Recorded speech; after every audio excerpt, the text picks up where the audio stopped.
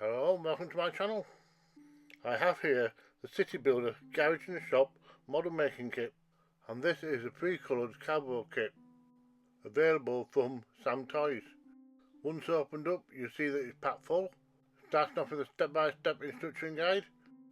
We also have a clear sheet for all the windows, plus some hoses for the petrol pumps in a little bag. There's also some paper detail to cut out, plus 4 large pre-cut colour sheets, and on the grey board we have the bases. So before we start building, let's take a closer look at the instructions. These come under 4 separate sections, starting off with part 1, the garage building, and that's followed up with part 2, the shop building. Part 3 is the chimney, signages and electric box. For part 4 we have pumps, coolant stand and display board. And then the front and back pages show you the finished kit. Right, to start off with, we've got to cut out both shapes from the grey board. The remainder of this grey board will also form part of the base, so don't throw it away. Next, we need to cut out the matching shape from the colour sheets. The instructions actually refer to the wrong sheet, so double check this before you proceed. My glue choice for card kits is PVA. It might be slow to set, but it does set solid. It's good practice to spread out the glue with a cotton bud. This removes any lumps. And it's just a matter of gluing both the small and large halves together, and this will create a thick pavement. It's always a good idea to use weighted blocks until the glue sets. This will help to prevent curling. The road section can now be glued onto the large base, which hopefully you didn't throw away. On top of that we have the pavement sections. The overlap areas have already been marked out, so it's just a matter of making sure they're perfectly aligned. Next we move on to the front of the building and remove any excess material. This sign is glued on behind the opening at the top. The garage door can be bent backwards and glued shut on the tabs. We follow a similar process for the other half of the building, and the tabs are glued back on themselves. We also have an inset garage door and an inset fan, and those are lined up like so. Once those have had time to set, we're going to tap both halves of the building together. When gluing, make sure the tab is in alignment and at the back. Then repeat the same process at the other side, and you can form your basic shape of your building. It's a good idea to put it on the ground and make sure it all lines up. Next we can work on the inside, and the rear panel goes in first, followed by the right side and then the left. On your left hand side you have a pair of slots, and those need lining up on the outer wall. The building can be now glued into place on the base. The pavements at either side are supposed to be in alignment, but one of mine overhang by a couple of millimetres, so I'll cut it off, and now everything fits as it should. The garage floor can now be glued down, and you'll find this will fit perfectly across the bottom. I used a couple of weights to ensure it stayed flat. If we take a look at the garage door, you see it has tabs at either side. This will slide into the slot by the opening, and is now able to open and close, so make sure you don't use any glue. The window pieces have a protective film on them. This needs removing before you glue it down. They are oversized so the glue can go across the edges. There's another similar panel which needs inserted into the roof. Then the roof is topped off with this long strip. On the roof area itself I place a damper glue on each corner. I use paper clips to make sure the tabs remain touching, and once that's dried I can apply glue to the top of all the tabs, and then the roof can be put into place, and it just needs holding there long enough for the glue to bond. Now there are 4 little signs to adhere to the front.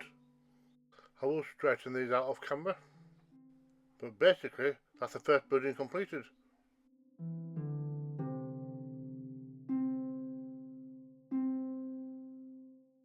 I've got the next building laid out in front of me. I need to go through and punch out all these white spaces. Some of them though need folding back and gluing down, and then we can glue on the windows. There are 2 larger ones which go on the bottom, and the 4 smaller ones go across the top. It's also a good idea to dry fit everything first. There are 3 doors including a shop front to stick on next. These doors are creased at one side so they can be opened. Next I have 4 paper shutters to apply, and these are varying lengths as you will find in the real world. Now I can check out the front, and it's looking good. It has tabs at either side so it can be attached to the building. Off camera I added glue and squared it up. Now we can insert the shop inner. I set this back a few millimetres to create the illusion of depth. Next we can move on to the roof, which is simply folded and glued into place. And the same thing applies for the strip at the top. You just need to make sure that both parts are pushed firmly against the other roof. In order to make the chimney, we need to fold it in on itself. Then we can glue on the topper, which also folds around the top. I find that a rubber band helps to hold it into place until the glue sets, as it holds down the pressure equally on all sides. We have 3 chimney pots to build up, and we do that by wrapping them around a pencil. When you slide it off, just make sure it doesn't spring back open. After adding some glue, use a paper clip to hold it all together until it sets. And then those 3 can be glued into place on top of the chimney. And now we pretty much have just some detail pieces to add. Starting with a small pavement at the rear, and this fits perfectly within the gap. Then all the window sills and lintels are added on. I find it easier doing this while the building is on its back, that way gravity helps set it in place. And then there's an electric box to add, and now we can turn it on to the next side. There's just one piece for this one, that's the sign above the door. Having already added the bits and pieces to the front, I then proceed to add the awning. There are a pair of tabs at the front and the side. The awning is flexible to be bent around the corner so it can be slotted into place. These are the remaining pieces, they all need folding and gluing. For the petrol pump we also need to insert the rubber hosing to either side, and then they can all be slotted into place, starting off with a pillar. When you come to the sign, there's nothing for it to slot into, so you need to use quite a lot of glue and hold it into place until it sets. And that's it. That's the City Builders Garage and Shop completed. Despite a couple of flaws, I really enjoy building this kit. It's nice and sturdy and it looks good. If anybody's interested, this kit's available from Sam's Toys, and according to the back of the box, they have over a dozen other kits available, including an airport, railway station, ice cream shop and a supermarket.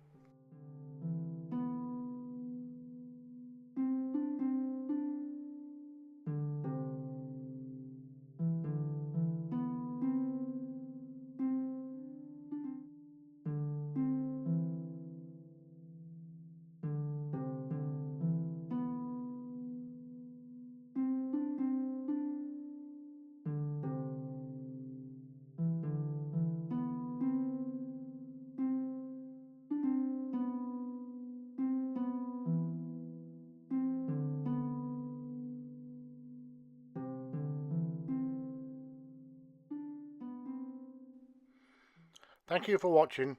Don't forget, if I can do it, so can you.